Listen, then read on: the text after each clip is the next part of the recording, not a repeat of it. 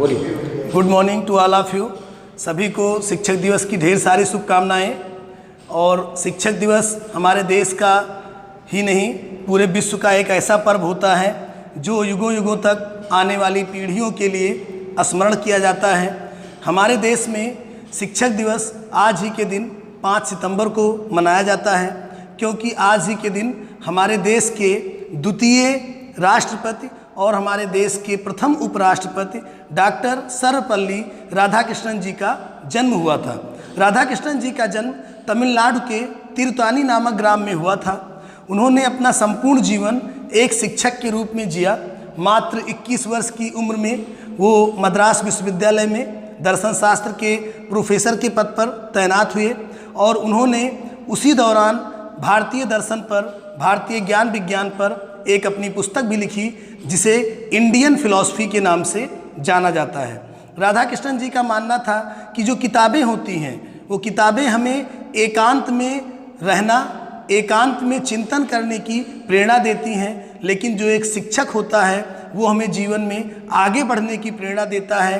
अपने जीवन में सकारात्मक पहलुओं को अपने अंदर लाते हुए एक प्रगति के पथ पर बढ़ने का मार्ग एक शिक्षक के द्वारा ही प्रशस्त होता है। और इंसान का पूरा जीवन जो होता है, भारतीय दर्शन के अनुसार इंसान का पूरा जीवन एक शिक्षक के इर्द गिर्द घूमता रहता है, क्योंकि वो शिक्षा ग्रहण भी करता रहता है और दूसरों को शिक्षा देता भी रहता है।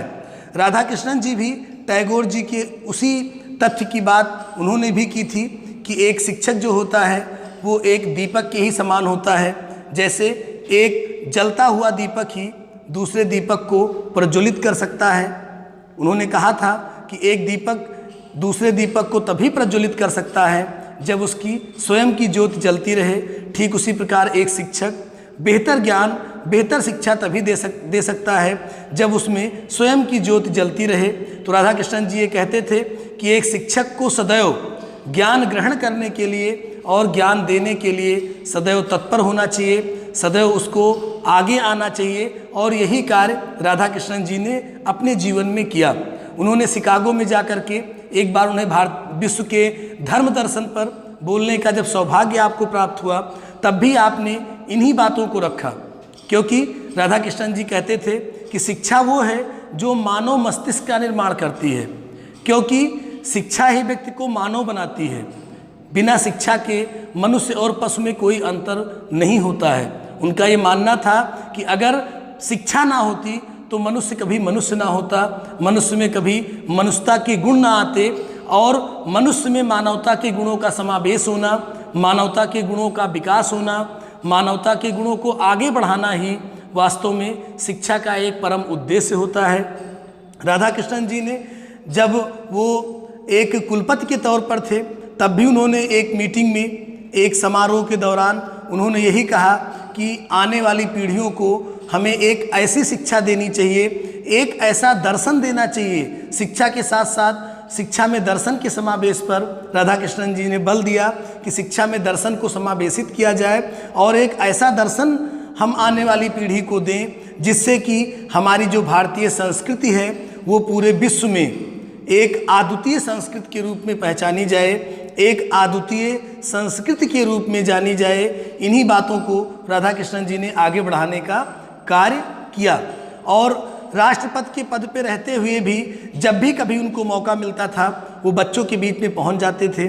उन्होंने ये कहा था कि आदमी के जीवन में शिक्षक, माता पिता, 3 ऐसे उन्होंने कदम बताए थे, माता पिता और शिक्षक, जिनके माध्यम से ही व्यक्ति किसी बड़े मुकाम तक पहुंच सकता है।